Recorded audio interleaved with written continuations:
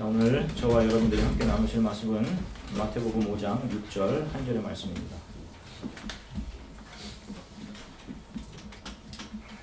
마태복음 5장 6절에 있는 말씀을 저와 여러분들이 함께 한 목소리로 읽으시겠습니다. 의에 줄이고 목마른 자는 복이 있나니 그들이 배부를 것이니라. 아멘. 잠시 기도하겠습니다. 사랑의 주님, 이제 가장 부족하고 정말 자격이 없는 종이 하나님의 말씀을 대언합니다. 오 주님, 부족한 종에게 은혜를 더하셔서 1점 위력이라도 하나님의 복음에서 벗어나는 하나님 그러한 것들 잘못 증거하지 않도록 성령께서 부족한 종의 입술을 붙잡아 주시며 종을 통해 선포된 말씀과 또 종의 삶이 주 예수 그리스도를 온전히 가리키도록 성령께서 부족한 종을 붙잡아 주시기를 간절히 소망합니다. 모든 성도들의 마음에 성령께서 함께 하시며 성령께서 그들의 마음 터치해 주시기를 또 기대하며 예수 그리스도 이름으로 기도드립니다. 아멘. 할렐루야. 여러분 한 주간 평안들 하셨습니까? 자, 오늘은 의에 줄이고 목마름이 무엇을 의미하는 것인지 예수 그리스도의 산상설교를 통해서 하나님의 말씀을 살펴보도록 하겠습니다.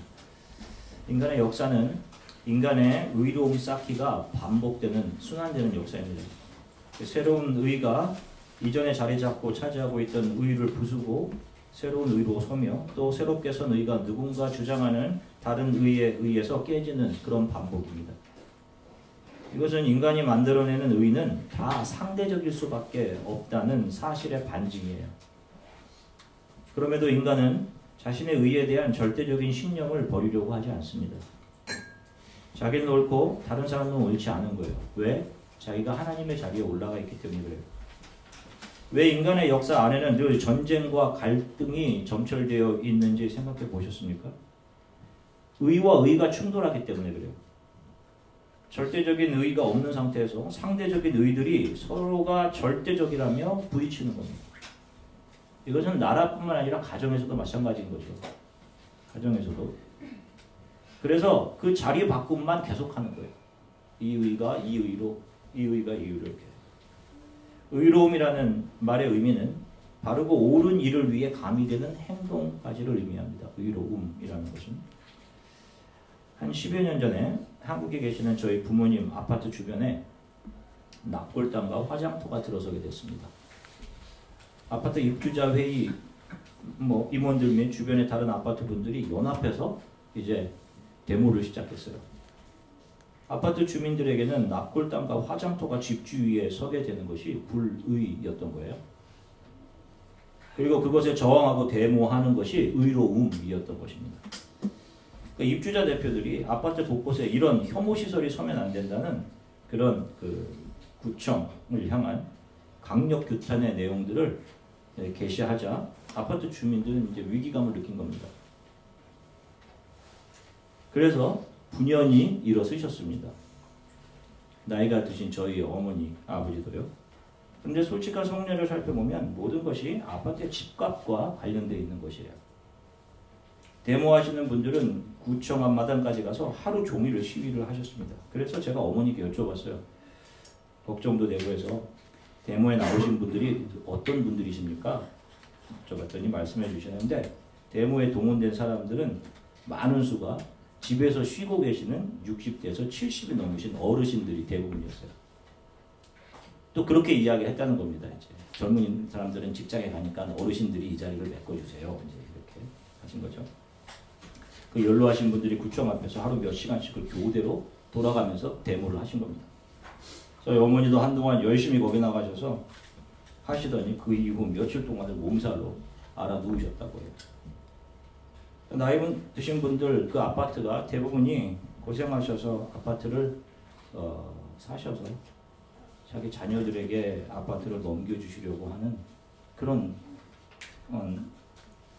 아파트촌입니다. 그래서 그 아파트 가격이 떨어지면 자기 자식들이 가지게 될 아파트의 가치가 떨어지는 거예요. 자기 것이 아니라 그런 생각을 하셔요. 자신들은 잘 드시지 못해도 자녀들을 위해서라면 물불을 가리지 않으셨던 지금 우리나라의 70대, 80대 어머니, 아버지들 그런 삶을 사신 거예요. 그리고 사회로부터 그렇게 강화되신 겁니다. 그런데 그때가 제가 11월 정도 된 것으로 기억하는데 그 추운 겨울에 거기 가서 앉아 계셨던 거예요. 지금 젊은 세대들은 어떠한 이유에서건 그렇게 살아오신 그분들의 생각이나 삶을 자신과 다르다는 이유로 폄하하거나 해서는 절대로 안 된다는 생각을 합니다. 여러분 얼마 전에 한국 뉴스를 보다가 참 깜짝 놀라고 참 가슴 아파했던 적이 있어요. 한국은 지금 정치적으로 많이 혼란하지 않습니까?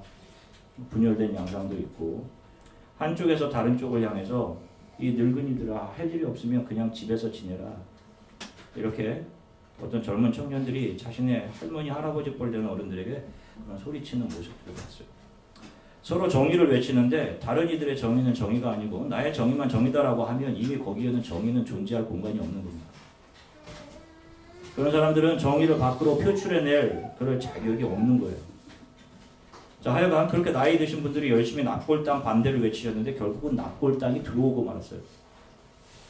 그런데 더 어이없는 일은 그 정의로운 일을 위한 데모를 기획하고 주동하고 분위기를 몰아갔던 입주회 회장을 비롯한 임원들이 다 공사 관계자들하고 협상해서 그들로부터 이미 돈을 다 받아 챙겨서 그 사람들은 자기 이득을 이미 다 챙긴 거예요.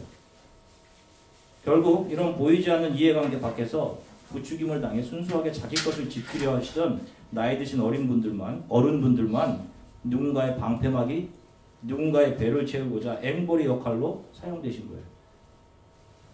자, 이렇듯 인간의 인간들이 의라고 외치는 모든 것들은 자신의 유익과 관련되어 있습니다. 다. 정부, 입주자 임원들, 심지어는 데모에 분연히 일어나셨던 어르신들마저도 마찬가지인 거예요. 나도 알지 못하는 누군가의 교묘한 조작에 의해서 조정이 되죠. 그리고 그 안에 자기의 유익을 또 집어넣습니다. 제가 말씀드린 이 납골당의 케이스보다 작은 규모든 큰 규모의 일이든 인간이 주장해내는 의는 다 자기 유익, 자기 과시, 자기 가치를 챙겨냄들이 서로 거미줄처럼 얽혀 있으면서 다 연관되어 있는 것들이에요. 그렇게 조작되고 왜곡된 것을 나는 나의 의, 나의 정의, 아니 또 그 안에서도 나의 유익을 챙겨내는 것입니다. 그것이 우리 인간이에요. 오늘 예수님은 의에 줄이고 목마른 자들이 복이 있다라고 말씀하십니다. 이 문장은 굳이 예수님을 믿는 사람이 아니라 하더라도 다 수긍할 수 있는 정말로 인생에 좋은 경구임이 분명해요. 의에 줄이고 목마른 사람들은 어떻게 해서든지 이 땅에서 의를 세우려고 노력하고 그 의가 세워질 때 기뻐하고 채워진 의에 대한 성취감과 포만감을 느끼는 것이 당연한 것입니다. 자, 그러면 예수님께서는 의에 줄이고 목마른 자가 배부를 것이다 라고 말씀하신 그 내용이 이런 내용을 말씀하시는 걸까요? 이 세상에서 자기 주장, 자기 의를 내세워 그 의를 이루는 성취감, 포만감으로 배부른 상태를 말하는 것입니다. 아까도 말씀드렸듯이 인간의 역사는 끊임없이 자신들의 의를 세워가는 역사로 드러나는 것이고 하나님의 역사는 그 높아진 인간들의 의, 인간들이 세우는 바벨을 부수어내시는 역사로 나타나는 거예요. 이 역사는 우리가 지금 이 현재에 살아가고 있는 이 시간대, 이 역사는 정확한 목적지를 향해 하나님의 손에 의해서 움직입니다. 우리는 지금 그 부분에 잠시 머물러 있는 거죠. 우리는 이것을 하나님의 경륜, 오이코노미아 이렇게 얘기해요. 하나님은 이 역사 속에서 구속의 계획을 펼쳐놓으시고 하나님의 예정 안에 있던 자들을 하나님의 품 안으로 끌어올려내십니다. 그리고 그들을 당기시고 품에 안으셔서 그들을 영원으로 인도해내시는 이 구속의 역사를 몰고 가셔요. 우리는 이것을 회복, 새 창조라고 이야기합니다. 이 안에서 오직 의로운 것은 하나님뿐이세요. 하나님의 섭리와 그분의 구속의 계획과 그분이 이끌어 가시는 역사의 지점과 나를 이끌어 가시는 인도, 하나님의 경륜만이 의로운 것입니다. 이 역사 가운데 잠깐 왔다가는 우리는 의로울 수가 없는 거예요. 하나님의 의는 무엇입니까? 원래 성경에서 의로움이라는 것은 살려내는 것과 관계가 있어요. 창세기 3장 21절을 같이 함께 읽으시겠습니다. 창세기 3장 21절입니다. 여호와 하나님이 아담과 그의 아내를 위하여 가죽옷을 지으십니다. 자, 여기 보시면 하나님께서 자기의 자유의지로 불순종해서 하나님과 같이 되고자 선악을 알게 하는 과실을 따먹었던 인간들. 그래서 그 처벌로 영원한 죽음으로 떨어져 버릴 수밖에 없는 이들에게 한 짐승을 잡아 그 가죽을 벗겨 그들의 수치를 가려주십니다. 그리고 어떤 희생을 통해서 장차 그들의 영원한 불순종, 수치, 부끄러움을 덮어주실 것이라는 것을 보여주셔요. 하나님께 불순종해서 영원한 죽음에 떨어져 버린 인간들을 긍휼히 여기시고 살려내시는 하나님의 의를 인간들에게 보여주십니다. 로마서 1장 17절 함께 읽으시겠습니다. 로마서 1장 17절입니다. 복음에는 하나님의 의가 나타나서 믿음으로 믿음에 이르게 하나니 기록된 바 오직 의는 믿음으로 말미암아 살리라 함과 같으니라. 아까도 말씀드렸듯이 성경에서의 의로움은 살려내는 것과 관계가 있다고 말씀드렸어요. 자, 하나님께서 예수 그리스도를 통해 이 땅에 선포하신 모든 말씀이 가스펠 복음입니다. 이 복음은 사람을 살려내는 역할을 해요. 자, 보세요. 이 복음 안에 하나님의 의가 담겨 있다라고 합니다. 복음 안에는 하나님의 의가 나타난다 이런 얘기를 해요. 그리고 이 복음이 사람들에게 믿음을 불러일으키게 한다 이런 말씀을 합니다. 그리고 그렇게 생긴 믿음으로 인해 사람은 영원한 구원, 생명, 살림을 얻게 된다. 살게 됨을 얻게 된다. 이렇게 말씀하세요. 이것이 하나님의 뜻이다. 이런 얘기를 하는 겁니다. 살리는 것, 영원히 죽어있는 상태에서 은혜로 긍휼로 그들을 살려내시는 겁니다. 성경에서는 스스로를 의롭게 여겼던 많은 사람들이 등장해요. 그 대표적인 예가 바리새인들입니다. 당시 유대인들 중 아무나 바리새인들이 되었던 것이 아니에요. 바리새인들은 특별히 제한이 되어 있었어요. 그래서 바리새, 페리새라는 말은 분리된 자라는 히브리어 페투심이라고 하는 단어에서 나온 말이에요. 분리된 자 이런 뜻입니다. 율법에서 규정된 부정함으로부터 분리되어서 의로움을 향해 가고 있는 자들 이런 의미예요. 그게 바리새인들입니다. 의로움을 향해 가고 있는 자들이에요. 자, 바리새인이 되려면 엄격한 규정과 시험을 통과해야겠습니다. 예수님 당시에 바리새인들의 숫자가 약 6,000명 정도였어요. 그리 많은 숫자가 아니에요. 그들은 철저하게 율법을 지키며 율법을 삶으로 보여주고 이 율법을 가르치던 선생들이었습니다. 그래서 그들은 하나님께서 주신 율법 조항을 613개의 조항으로 나누었어요. 그래서 그 중에 해야 하는 것 248가지, 하지 말아야 하는 것 365가지를 분류해서 철저히 그것을 지켜내던 사람들이었습니다. 자, 그러면 이 정도면 그들을 가히 당대에 가장 의로운 사람이라고 하는 것이 맞는 것 아니겠어요? 그런 자격이 충분히 있는 것 아닙니까? 그런 의로움을 향해 가는 사람들이었습니까? 이름 자체 안에, 명칭 아래요. 바리새인들 역시 자기가 바리새인이 된 것에 대한 자부심이 대단했다고요. 그리고 의로움에 대한 자부심이 대단했어요. 그런데 예수님께서는 이들에게 뭐라고 하시냐면 마태복음 23장 13절입니다. 마태복음 23장 13절 함께 읽으시겠습니다. 화 있을진저 외식하는 서기관들과 바리새인들이여 너희는 천국문을 사람들 앞에서 닫고 너희도 들어가지 않고 들어가려 하는 자도 들어가지 못하게 하는도다. 이해할 수 없는 말이에요. 인간의 의로는 최고의 의, 하지 말아야 될 것과 할 것을 정확하게 구분해서 지키는 선한 자들인데 예수님께서는 이들에게 이 외식하는 자들, 다시 말해서 hypocrites, you hypocrite라고 하는 거예요. 이 위선자들아. 이게 무슨 말씀입니까? 아니 왜 예수님께서는 그렇게 자신의 삶으로 율법을 증명해 보이며 지키며 의로움을 행하는 자든 그들 충분히 자격 있는 그들을 위선자라고 하시는 거예요. 왜? 누가복음 18장 11절입니다. 앞에 보시고 세 번역으로 된 성경으로 같이 함께 읽으시겠습니다. 바리새파 사람은 서서 혼잣말로 이렇게 기도하였다. 하나님 감사합니다.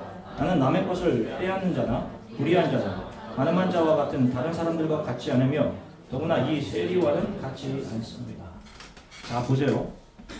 이것이 이들이 의롭다고 주장한 내용들이에요. 자 보세요. 남의 것을 뺏는 것, 불의한 일을 하지 않는 것, 간음하는 것을 하지 않는 것. 여기에 뭐가 문제가 있어요? 남의 것을 빼앗지 않고, 아니 남의 것을 빼앗고 불의한 일을 하고 간음하는 것, 이런 짓을 하는 것은 불의한 인간이 맞는 것입니다. 그렇지 않아요? 불의한 것이죠. 불의를 불의라고 하는데, 의를 의라고 하는데 뭐가 잘못된 거예요? 그런데 예수님께서는 여기서 한 가지를 지적하셔요. 바로 자신을 남의 것을 뺏는 자, 불의한 일을 하는 자, 간음하는 자들과는 다른 특별하게 정의로운 사람으로 자기를 스스로를 그렇게 여긴 거예요.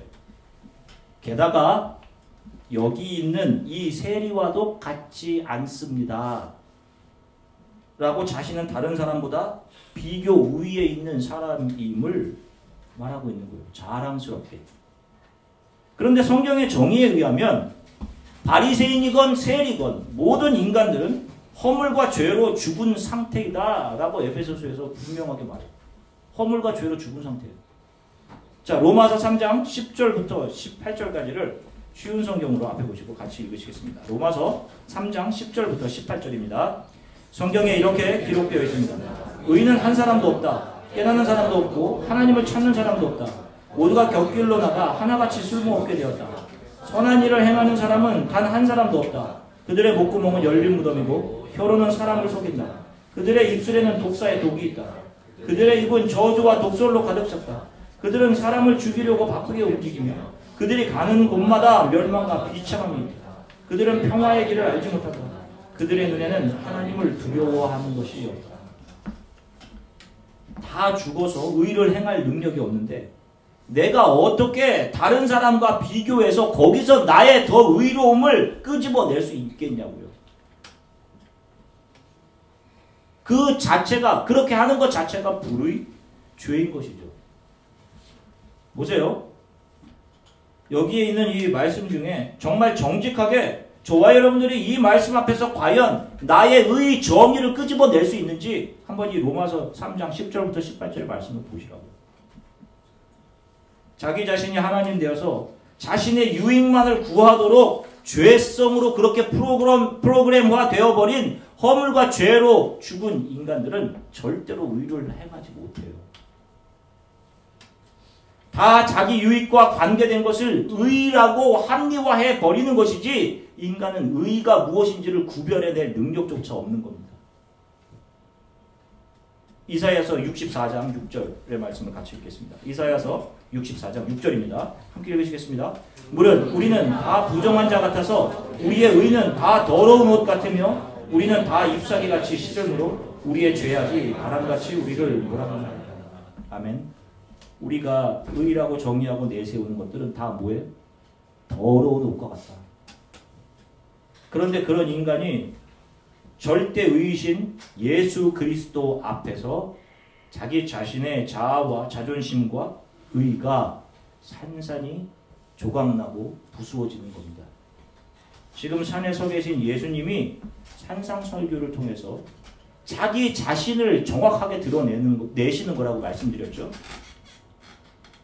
바로 이 말씀 모퉁이 돌 대신 예수 그리스도께서 우리 안에 있는 거친 돌들을 다 하나하나씩 깨어 부수어 내시는 거예요. 우리의 의가 예수 그리스도로 오신 하나님 예수 앞에서 하나님의 말씀 앞에서 우리의 의가 깨지는 겁니다. 그리고 예수님께서 자신의 의로 우리들에게 옷을 입혀주시는 거예요. 누가복음 18장 13절부터 14절을 보시겠습니다. 누가복음 18장 13절부터 14절입니다. 같이 읽으시겠습니다. 세리는 멀리 서서 감히 눈을 들어 하늘을 보지도 못하고 다만 가슴을 치며 말했다. 하나님, 이 죄인을 불쌍히 여겨주십시오. 내가 너희에게 말한다. 이 사람이 저 바리새파 사람보다 의롭다는 인정을 받고 집으로 돌아갔다. 누구든지 자기를 높이는 사람은 낮아지고 자기를 낮추는 사람은 높아질 것이다. 아멘.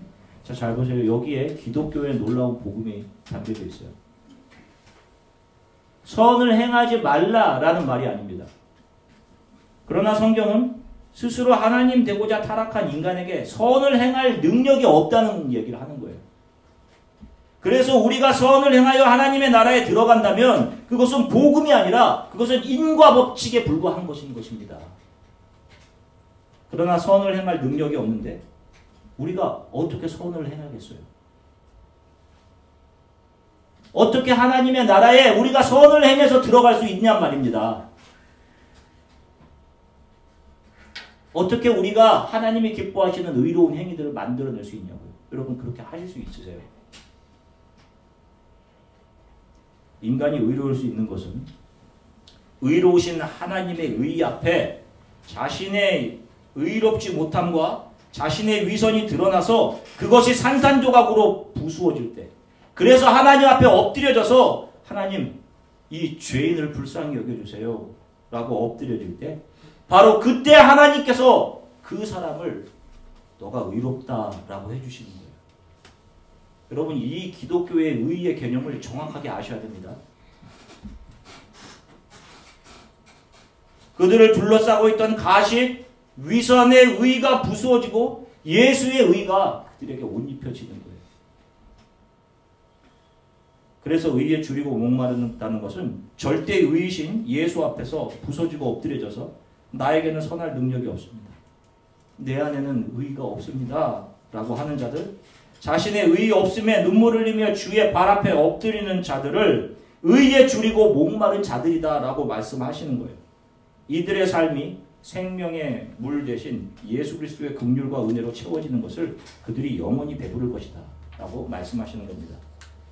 자, 그럼에도 이 세상에서 일어난 일들을 경험하며 눈으로 보며 귀로 들으며 살아가는 우리들은 불현듯 이 땅에서의 불의를 바라볼 때마다 가슴 아파하고 그 불의의 반대편에서 정의를 주장하기도 합니다. 여러분 그러실 수 있어요.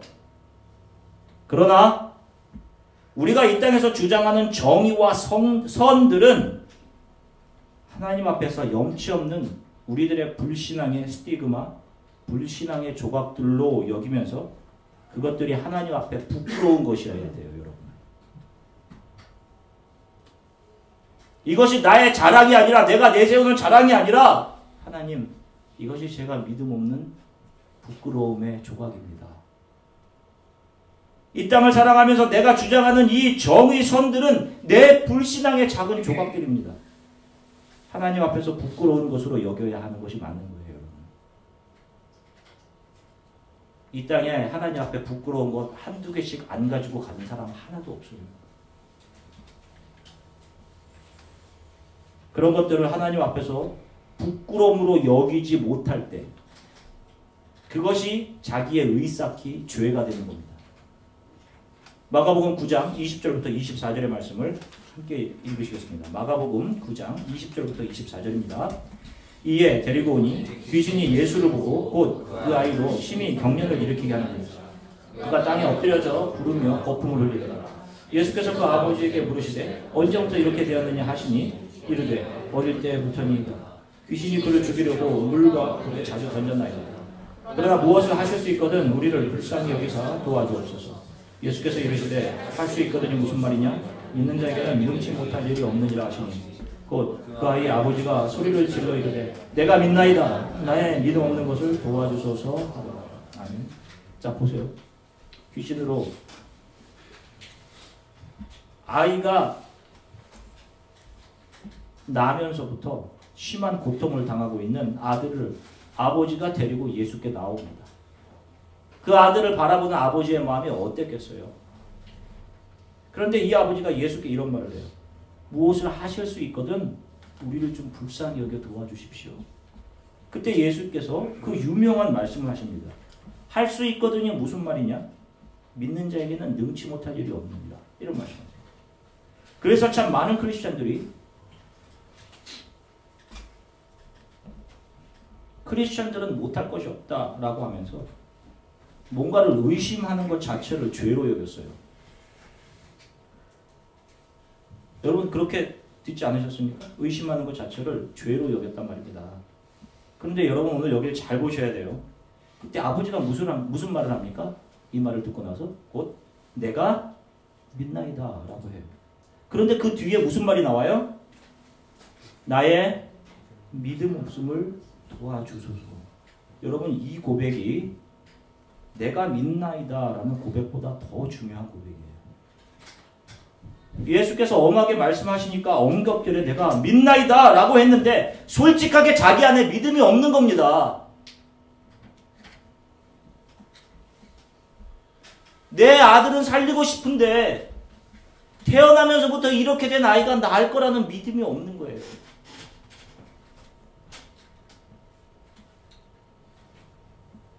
그래서 아버지가 외치잖아요. 나의 믿음 없음을 도와주세요. 이게 제 상태입니다. 저를 도와주세요. 이 연약함은 죄가 아니에요, 여러분. 하나님 앞에 솔직한 나의 모습, 늘 흔들리는 나의 그런 부끄러움이 있는 모습 그대로 하나님 앞에 나오는 것이 중요한 거예요. 저와 여러분들은 늘 의심하는 자들입니다. 저는 목사임에도 불구하고 늘 의심해요. 하나님의 말씀을 준비하면서 깨지고 철저하게 깨집니다. 우리의 믿음은 우리의 의지로 생기는 것이 아니라 성령 하나님의 도움으로 우리의 믿음이 정금같이 만들어지는 것이잖아요. 우리는 주님 부끄럽지만 제가 믿음이 없어. 지금 제가 이런 것들을 이 세상에서 이루어야 할 정이라고 붙들고 있습니다. 저의 믿음 없음을 도와주세요. 주 예수 앞에서 여러분들이 가지고 있는 것이 부끄러운 것이면 괜찮은 거예요. 돈 많은 거? 크리스찬들이 돈을 챙기는 거 부끄러운 겁니다.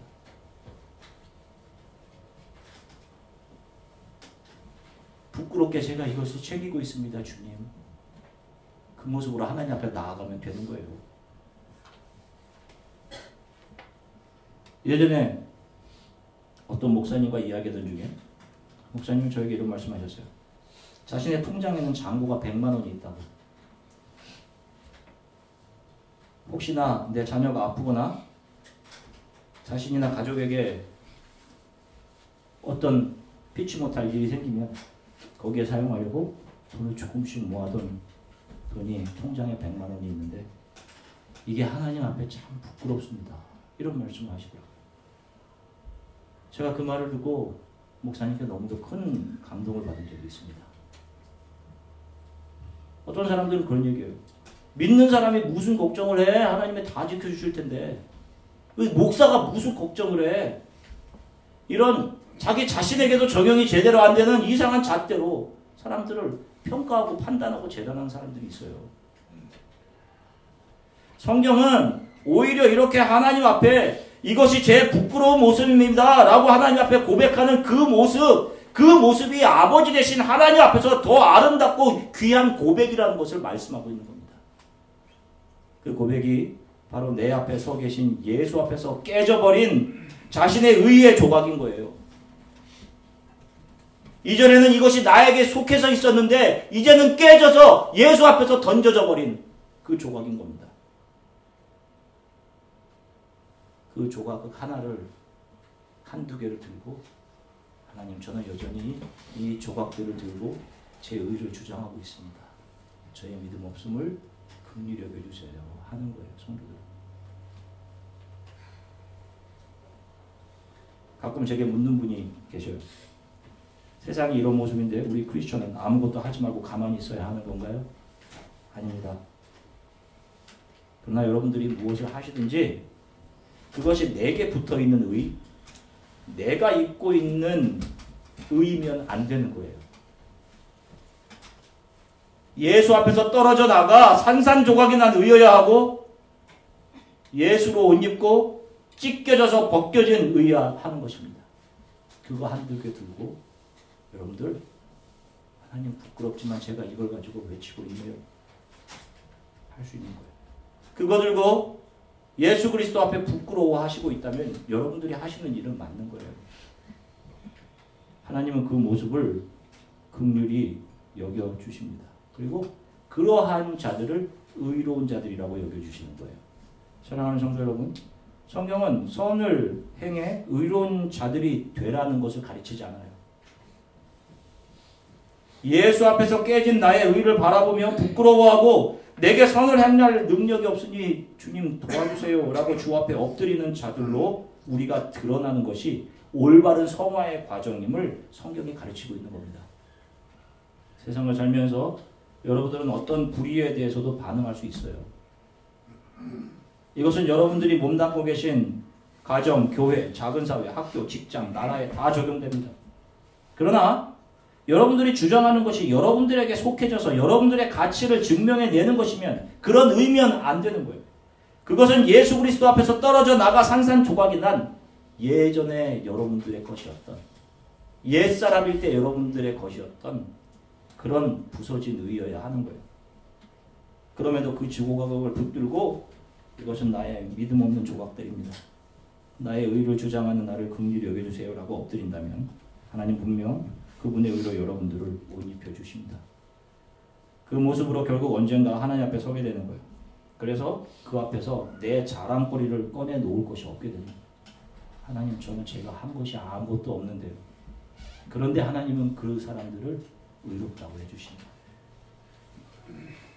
반대로 내가 이런 일들을 했는데요 라고 하는 자들을 염소 취급하시는 겁니다.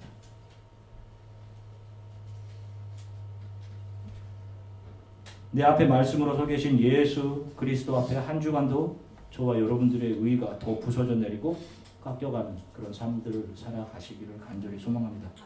결국 하나님은 내가 그런 부서진 나의 조각들을 더 이상 내 손에 붙들고 있지 않아도 내가 주 앞에서 온전해질 수 있도록 그 모습으로 우리를 변화시켜 가실 거예요. 모든 상황 속에서 하나님을 찬양하며 그분으로 인해 감격하고 감사하시면서 한 주간을 또 살아가시기를 주 예수 그리스도의 이름으로 간절히 축원합니다. 잠시 기도하겠습니다. 하나님, 나의 의를 가지고 다른 사람들을 판단하는 삶을 살아줬습니다. 의를 만들어낼 수 없는데 내가 이것이 의라고 생각합니다. 선을 만들어낼 수 없는데 내가 이것을 선으로 주장하며 살았습니다. 심지어는 다른 이들의 선과 다른 이들의 정의를 무시하고 판단하는 삶을 살았습니다. 오늘 내 앞에 서 계신 주 예수 그리스도 앞에서 나의 의, 정의, 나의 가치를 챙겨내려는 이 의지들의 실체를 말씀을 통해 드러내 주셔서 감사합니다. 내 의가 주 앞에서 무너지게 해주세요. 날마다 믿음 없음으로 인해 주 예수의 발 앞에 엎드려 주의 은혜 없이는 살 수 없는 자임을 고백하며 살아가게 해주세요. 이런 모습으로 결국 하나님 앞에서 발견되어지게 해주세요. 그 언젠가 주님 앞에서. 아직도 내 손 안에 있는 예수 안에서 부서져 버린 이 부끄러움의 조각들, 지금 그 조각의 몇 조각들이 내 손 안에 붙잡혀져 있지만 언젠가는 이것마저도 내 손에서 내려놓아져 내가 주 하나님의 손에 의해 온전해질 것을 소망합니다. 이 연약한 저를 긍휼히 여겨주세요. 우리 이렇게 잠시